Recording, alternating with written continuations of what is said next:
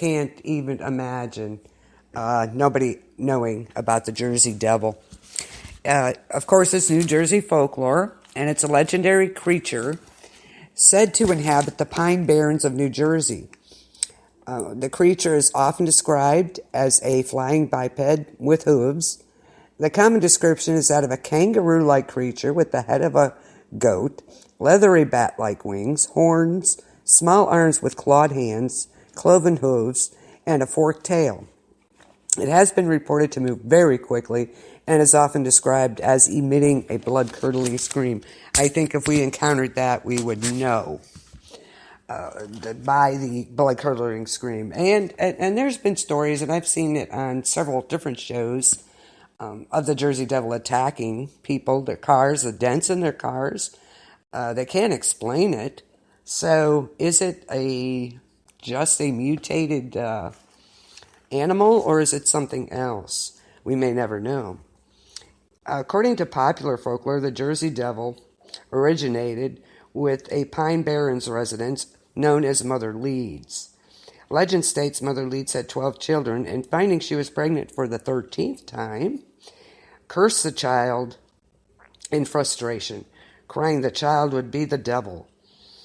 And this was during 1735, so you can imagine the superstition and everything. Of course, back then, witches, were they or weren't they? Don't know. Anyway, Mother Leeds was in labor on a stormy night while her friends were gathered around her. And the child was born normal, but the 13th child changed to a creature with hooves, a goat's head, bat wings, and a forked tail. It was growing and screaming. It killed the midwife before flying up the chimney and headed into the pines. In some versions, Mother Leeds was a witch, and the father, of course, was the devil himself. Legend also states that, subsequently, an attempt by local clergymen to exorcise the creature from the Pine Barrens and the creature that proceeded to lure and kill children. So, is the Jersey Devil real? I don't know if we'll ever know, but like I said, in some shows, I have, they have shown people that have been not attacked per se, but it's run into their cars. There's dents in the cars. Some form of stuff was left on the car. People have seen it numerous times. This is such a popular or well-known urban legend. The Jersey Devil. So, do you believe or don't you?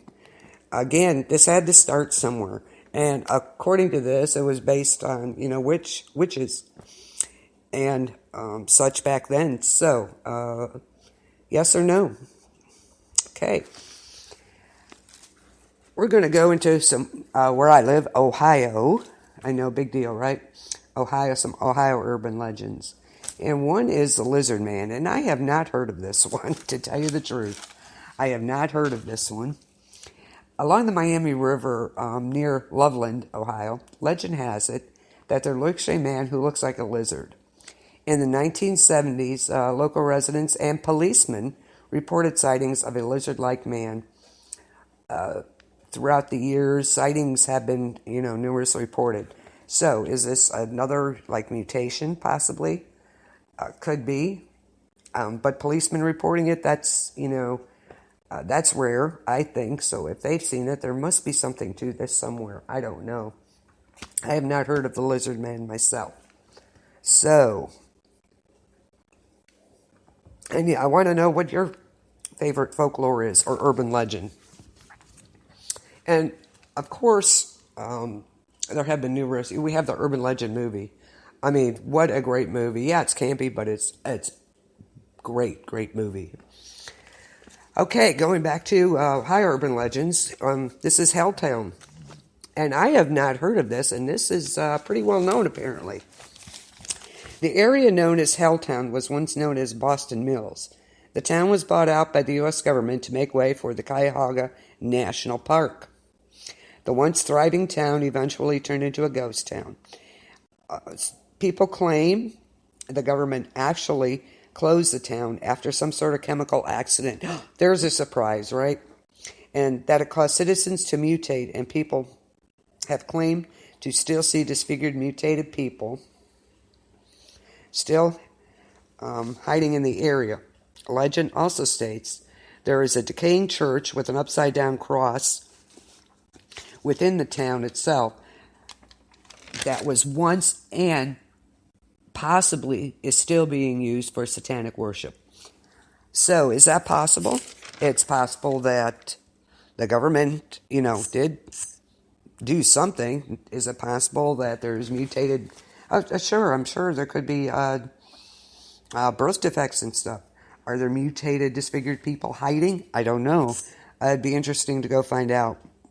I would love to go investigate some of these places. A few I have been, and we'll get to those, but there's still more I'd like to investigate. I think it would be really cool if a bunch of us did that and went and investigated some of these urban legends. I think it would be kind of cool, and maybe we'd get some answers. That would be interesting. So, and then another one is, I think it is. It would be cool for a bunch of us to get together with some of these urban legends and see how true they are, untrue.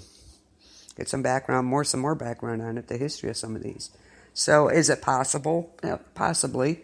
I'm sure the government accident, chemical accident, what a surprise, right? It would not surprise me in the least. Again, Ike, if you're listening, conspiracy theory. Another topic for conspiracy theory. So, okay, another Ohio legend is Crybaby Bridge, and I've also heard it called Crybaby Lane. It's located in Fremont, Ohio, which is like 15 miles from me, and I have been there. This is one I have been to. The bridge is supposedly the site where an unwed mother threw her unwanted baby from the bridge. People have reported hearing babies' cries at night and sightings of the mother searching for her child. Yes, I have heard it. It is creepy. It is the creepiest thing to hear a baby cry like that. It is just, I just got, goosebumps up the back, down the arms. Is it the ghost of a baby crying? It's possible. I'm not discounting anything. I did not see the ghost mother. But yeah, it's possible. Or there was no breeze that night, so I can't say it was the wind maybe blowing through some duct, through under the bridge, or they had the what do I want to say? The water ducts and stuff. It could, I would have chalked it up to maybe that, but it was not breezy, and that was the creepiest thing. Unfortunately, at the time, we weren't into all these ghost shows and equipment, so I did not record it at the time. But that's one place I want to go back to. Crybaby Bridge. It's also known as Crybaby Lane. Like I said, it's about 15 miles from me, so I have been there. There's another place. It's called Spooklight, and it's in Rocky Ridge, which is maybe half an hour from where I am here in Port Clinton. And the story goes is that a farmer out there, his daughter was seeing a guy, and of course he didn't approve. He was a motorcycle, he had a motorcycle. He was a rebel, okay? And this, of course, was way back, farming and stuff. And legend has it, they would sneak and see each other and stuff. And the story goes that he put a wire from fencing across the road. And one day when the guy was coming over, riding his motorcycle, he hit it. And it took his head clean off. So the farmer panicked and hid the head. Never did find his head. Now you go, take your car there, and you beep your horn 3 times, flash your lights 3 times. And, of course, your car is turned off.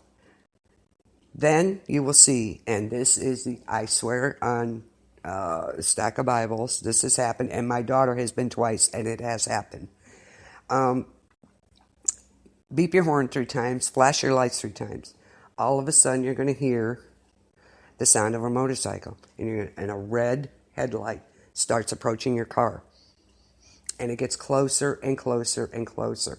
And all of a sudden, it just kind of goes up and over, and it's gone. Several times, several people have said that they've gotten out of the car then, and there are actually tire track across the top of their car. The night I went, the car wouldn't start. We tried and tried and tried. There was 4 of us there, and we tried and tried and tried, and that car would not start. We just sat there and just cringed when it got that close. My daughter's been twice. She said her and her girlfriend come flying in the house one night and said it followed them home, which it has been known to do. So, did it? I don't know, but it's been kind of creepy since we had things happen and stuff going on. So, that is Spook Light, and yes, I have been there. So that's 2 of those. I have been. But that's the story behind it that the farmer did, and they never did find the guy's head. Was there? And there was a report of an accident back then, but I'm not sure if that's even a part of it. But again, I think some of this stuff is, a lot of it, or most of it, is based on actual events, things that have happened. So, that's up to you to believe in. Again, I'd like to get a group of people together and really, let's go ghost hunting. I think that would be so cool. Okay, the next one is called, and my daughter has been here twice also, Gore Orphanage. And if there was a movie made in, when was it? 2015. And it stars Maria Olsen and Bill Townsend, Gore Orphanage. Now, this is a really creepy place. In the 1800s, Gore Orphanage was mysteriously destroyed by fire, with all the children and employees in it. Theories of how the fire was started include an accident. The owner, Mr. Gore, started it himself, maybe insurance. Or most view this as true, an employee or an escaped mental patient. I don't know about that, but I tend to believe Mr. Gore more than anything. That would make more sense. But all the children and employees were burned in the fire. And if you travel to this area around midnight, you will hear the screams of burning children and adults. And it's also reported that once you park, your car will not start, and you'll have to push it off the site to start your car. Excuse me. And Gore Orphanage can be found in Haunted, Ohio by Dolores Stinson. As early as 1905, the site was famous locally as haunted. It is thought that the Gore Orphanage legend has become entangled with that of a real-life disaster which occurred 40 miles east of Vermilion in the Cleveland suburb of Collinwood, and I know where that is. On March 4th, 1908, the Lakeview Public School burned down, killing 176 children and school employees. Could be, Gore Orphanage legend could be, stemmed from that incident. It must be noted Gore Orphanage fire occurred in the 1800s. So, is that part of the legend? I don't think so. Why? Because in the 1800s, Gore Orphanage was mysteriously destroyed. This is in 1908. So, is it connected? Maybe the opposite way. Maybe that had something to do with the public school burning down, the Lakeview Public School. Maybe it had something, who knows? But I don't think the story stemmed from the school burning because that was in the 1800s. So I tend to disagree with that. Gore Orphanage is the creepiest thing in the world. People have talked to, I've seen a ghost child. Let me see if I can find that for you, and maybe we'll bring it up in a little bit. It is just too creepy. She said when she went there, there was a group of them that went, and it's back in the woods. It's kind of a wedge shape almost property. It's not square, and it's not, rectangular. It's kind of a wedge shape, how this was. And she said you can go back there, you can hear whisperings. She did not see a ghost. She wishes she did. I'd love to go there